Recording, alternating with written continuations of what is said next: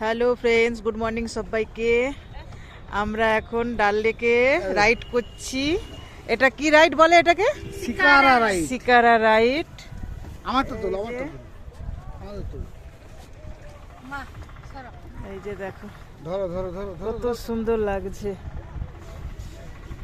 এই যে আমাদের ফটো তোলা মোবাইল হচ্ছে। রাখো, রাখো মা ফোন। মোবাইলটা রেখে দাও না, নিচে রাখো না। চুলটা ঠিক করো। পাহাড়টায় পুরো বরফ। হ্যাঁ, কত সুন্দর লাগছে দেখুন। হালকা সাইডে তাকাও। আমি কাশ্মীরে এই আমাকে ফার্স্ট দে না, আমি টাইম। তুলি এখান থেকে। ভালো তুলবো দে।